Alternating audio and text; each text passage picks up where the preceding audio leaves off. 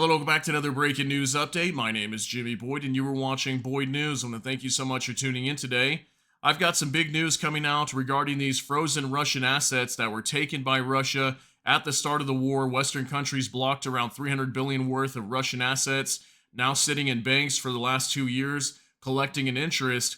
And the EU's been trying to access these funds and send it to Ukraine. Okay, so last month they were able to come together and figure out some sort of way to get a $50 billion loan for Ukraine. And they wanted to start accessing this money now to start sending it to Ukraine, considering that Europe can't support this war by themselves. So they found an easy way to start getting some money to Ukraine, and that's through these frozen Russian assets. So the EU is going to be transferring 1.5 billion euros to Ukraine by the profits of these frozen Russian assets. That was just announced today through the European Union.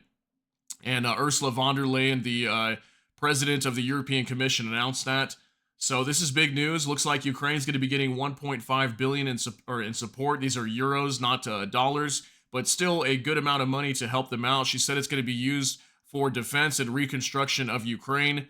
And she also said that there is no better symbol or use for the Kremlin's money than to make Ukraine and all of Europe a safer place to live.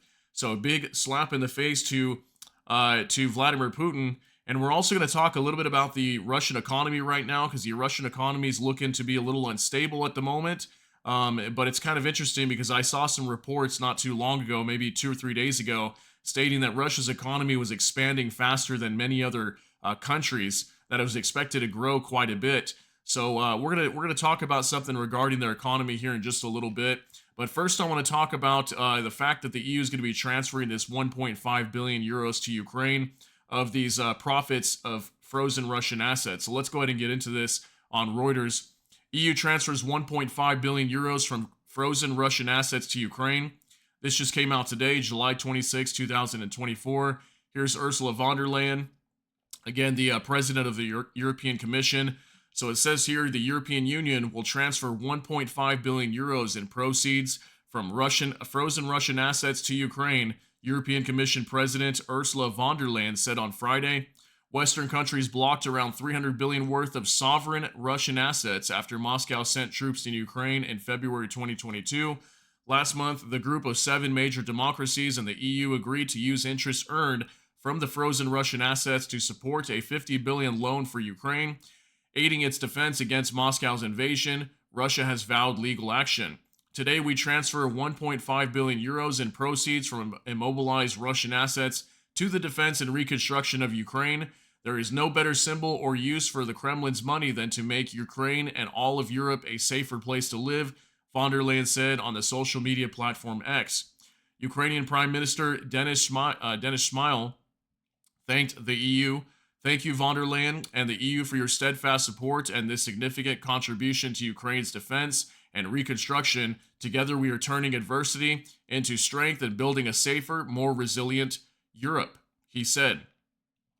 EU member states have been discussing options to extend the renewal period of sanctions on Russian central bank assets in order to secure the G7 loan for Ukraine, according to an EU draft document and statements from diplomats, Reuters reported on Wednesday.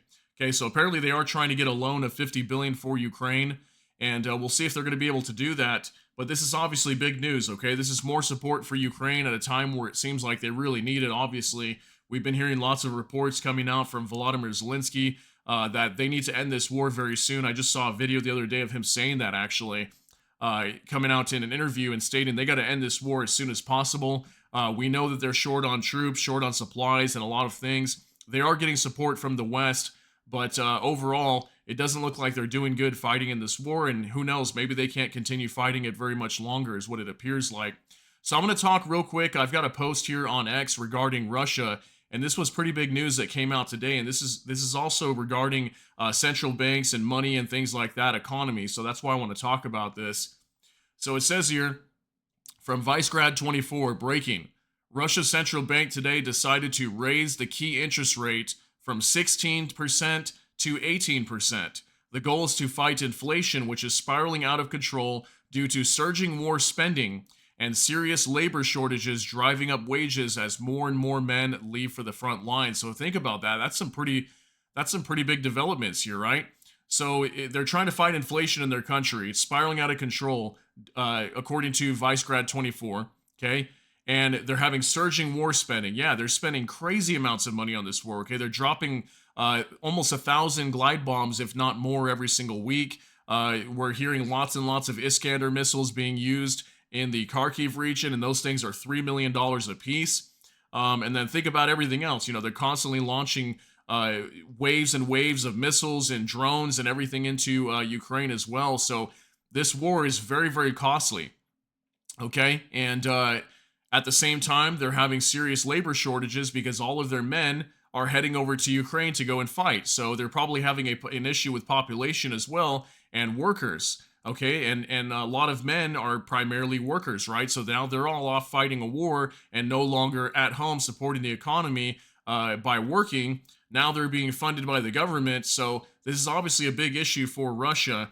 And that's why I wanted to show this to you today, okay? So if they're having to raise their key interest rate from 16% to 18%, that usually is a bad sign if they're having to raise interest rates. That means the economy is unstable and there's some sort of inflation issue. That's exactly what we saw in the United States, where they've been raising interest rates over the last couple years.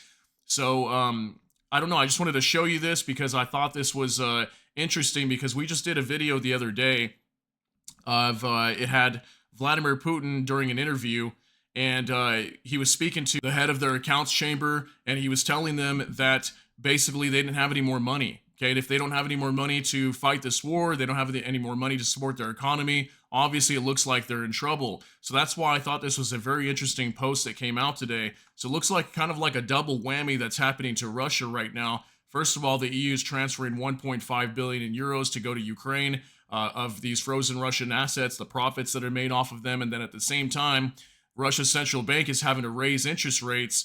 So this is definitely a sign that the Russian economy is on rocky ground right now. So there's lots of people talking about the fact that maybe Russia's economy is going to collapse at some point. Who knows what's going to happen here? But we do know they're spending a lot of money on this war, and it's got to be making it difficult for them at the same time when Ukraine's constantly bombing their oil depots, and they've hit, dozens of them, maybe over 50 of them by now. Okay, there's been so many attacks on different oil depots across Russia, and I've been talking a lot about that. So that's got to be hammering their economy as well. So let's see what happens here over time with the Russian economy. And we'll figure out what's going to happen here with Ukraine very soon, too, because they're talking about wanting to push for peace. I think there was also some sort of indication from Russia recently as well that I saw that Russia may be open to negotiations also. So let's see if this war is going to be coming to an end here very soon, probably in the next couple months. We'll see what happens. But I want to thank you so much for tuning in today. If you got something out of this update, please smash that like button. Also, if you enjoy my content, please consider subscribing down below. Hit the notification bell. That way YouTube can notify you. And with that, I hope y'all have a great day. Everybody take care and God bless. And we'll see you in the next one.